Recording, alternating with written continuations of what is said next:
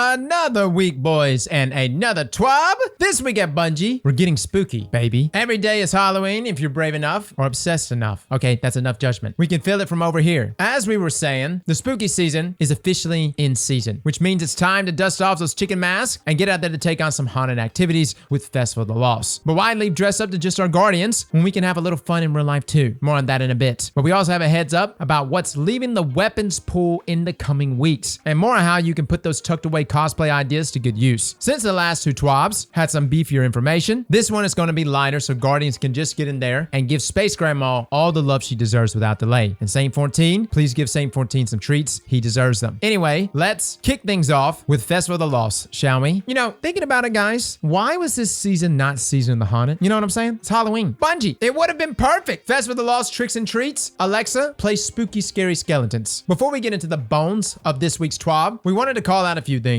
First, work on TWABs doesn't start the day before TWABs Day. There's planning and team coordination involved that requires advanced work, and today's blog post is no exception. But we have included the launch day hiccups with Festival of the Lost in our known issues portion further down. We also just wanted to take a moment to say that we are taking the feedback seriously and are appreciative of the players that have respectfully offered their time to help make a good game even better by sharing their thoughts on how this event feels. All that to say, we really do hope you enjoy the next few weeks of Festival of the Lost because Halloween means a lot to us, and being able to share a favorite holiday with the wider community feels like a gift. For the technical side of things, please follow our Bungie Help Twitter for updates, and for taking a moment to just enjoy this time of the year, I hope you join us for the rest of this TWAB. Okay, onwards, Ghostly Guardians. It's spooky, scary skeleton time, y'all, which means it's time to don your favorite mask and gobble up those delicious treats while taking on haunted activities meant to put the trick in trick or treat. A lot of you have already begun that quest for spookydom, but for those that may be waiting until next weekend to dive in, here's a quick recap on what you can expect. New gear, which you can see in the nifty Festival of the Lost trailer above. Legendary sniper rifle, Macabre. Some of you guys were calling it Macabre. I don't believe you. It's Macabre. By the way, we had a review out on it. Feel free to check that out. The Rifle Community chosen mech theme armor ornament set. The community actually voted on monsters versus mechs, which was a close one earlier this year. I think it was like, what, 51%? That mech won out. New Festival of the Lost event card. Similar to the Solstice event card, this includes free challenges and premium rewards for the spookiest of Guardians. It also includes a new emote, ship, exotic ghosts, and a few surprises. Yeah. Haunted sectors are also back for some EDZ adventuring, where you'll take on hordes of Cabal that took the festivities a little too seriously. A new haunted sector also awaits, alongside a few familiar ones, for some Halloween goodness. Just don't let those nerds trick you out of your treats. Blast them with Telesto instead, and don't let your dreams be dreams. Yeah, guys, I have some thoughts about Festival of the Lost. We're going to be talking about it here soon, because I think some of us forget what Festival of the Lost was like back inside of Destiny 1, and even in the earlier years of Destiny 2. And I gotta say something that is gonna be a tad bit controversial, but I miss the Infinite Force. I know. Cross, it was so repetitive and stressful. That's the point. It was a scary forest, man. Supposed to be stressful. All I'm saying is that in terms of the vibe of spooky Halloween stuff, the Infinite Forest captured that. Now moving on. Wait, there's more? You know we've got some fun challenges in the real world that we like to offer as well. Calling all artists, and I mean all artists, cosplayers, fiber, digital, food art, the sky's the limit. Make what inspires you, but make sure that you add the right hashtag and at the official Destiny social channel for your region. If not, we may not see it. We'll be giving out some sweet prizes per region, so don't hesitate to throw your talents into the hat to celebrate with the wider community. All right? If you want to just represent some fashion in the most artistic ways, you can do that with these hashtags right here. Bungie will be featuring these submissions and every TWAB during the event, with one final follow-up wrap-up section right before Festival of the Lost goes back into its annual hibernation to make way for snow and hope and more cookies, because cookies are treats, and we're all about that life here. One more note, if the official account shares your work, you'll automatically be qualified for a festive cosmetic with the Hallow Coronation emblem. Oh my god, look at this thing. That actually looks good. I want it. We also have IRL ways to represent that festival hype, including the Headless One t-shirt, the Bookworm 1 event challenge, and a shiny new Ghost Rider collectible medallion pin for those who complete the seal and title for this year's Spookathon. It's Halloween, you just gotta. So long, and thanks for all the weapon streaks. All good things must come to an end. Sure, that end is temporary for the loot pool rotations, but that's neither here nor there. Here's a heads up of what's leaving the loot pool for next season, so you can get in there and give it your all for that special pew pew goodness before they are gone. Okay. Iron Banner Forge's Pledge Pulse Rifle is going away. The Reese Walker Shotgun. Fellas, you definitely want to lock that one down. Trials of Osiris Aisha's Embrace Scout Rifle. Arguably one of the best rapid fire frames. Alacrity is nuts on it. We reviewed it. Definitely get that one. Reed's Regret Linear Fusion Rifle. Holy hell, you definitely want to get both of those. Nightfall Silicon Neuroma Aroma Sniper Rifle, as well as the Duty Bound Auto Rifle. And by the way, Duty Bound, one of my favorite PvE auto rifles in the game. Can roll things like triple tap and vorpal. Fantastic for champs. So I definitely advise grabbing some of these before they go. You know what to do? Get out there and grab what you want before a new wave of rewards awaits. Close to next season, we'll be sharing more insight into rewards and what players can expect over the coming months. But we also wanted to take a small moment to tease something we're excited about. For season 20, we're going to be introducing legacy focusing. We're not quite ready to share details about that yet, but that is one of the many aspects of the game that players will be learning more about when we're closer to Lightfall and beyond. Okay, so legacy focusing. Obviously, these weapons that are actually rotating out, you'll be able to focus them. My question is, what about adepts? I don't think we're going to be able to focus that, right? Because 4 of these weapons, you can actually get adept versions of them. So I'm curious how Bungie's going to balance that. Outside of that, Lord of Wolves has been disabled due to some issue where it can apply more damage than intended. It really sucks because we were actually getting a build together and going to showcase a PvE build for Lord of Wolves because it had some very nice buffs that hit in the most recent patch. We also have a hotfix going live next Tuesday and a number of known issues such as solo flawless dungeon triumph requirements incorrectly list fireteam flawless completions as necessary when they should specify solo flawless completions instead. Again, that is just a typo, I guess. Now, before we get to the outro today, I do want to cover something that was actually shared out on Twitter, and it's in regards to Bungie working on another game, or most notably, an older game. From Insider Gaming, Bungie is set to revive the Marathon series in a new way. This is actually an old game that Bungie made back in the 90s, and essentially what it boils down to in this article, according to sources that is, Bungie is set to bring back Marathon series with a new game that will be a 3-man squad extraction-based shooter. Now, it's stated that the game is currently in the pre-alpha state. Marathon also took place on a planet that was previously home to a human colony that vanished, with humans, now sparse, using highly customization cyborgs called runners to gather loot. Now, it's understood that the gameplay loot for Marathon is similar to the most extraction-based shooters. Choose a mission, buy and choose your loadout, drop into the map, hunt for some loot, complete missions, and then extract them safely. Again, like most extraction-based shooters, and it's understood that if you lose all of your loot when you die. It was noted here in the article that the game is intended to be the ultimate example of a living game, whatever the hell that is. Season rewards and progression will be a huge part of the game, which isn't surprising considering Bungie's success with Destiny series and its live services. Listen, I definitely think this is a possibility considering Bungie's deal with Sony. Will it be exclusive to Sony? I don't know. We just know that Destiny's not going to be exclusive. But there is a lot of things that were actually pulled from Marathon that you've seen over the years. Lots of inspiration inside of Halo, all the way up into Halo Reach. We've even seen some of the weapons inside of Destiny 2 itself brought back in the 30th anniversary event that came from Marathon. I never played Marathon, but there are some OG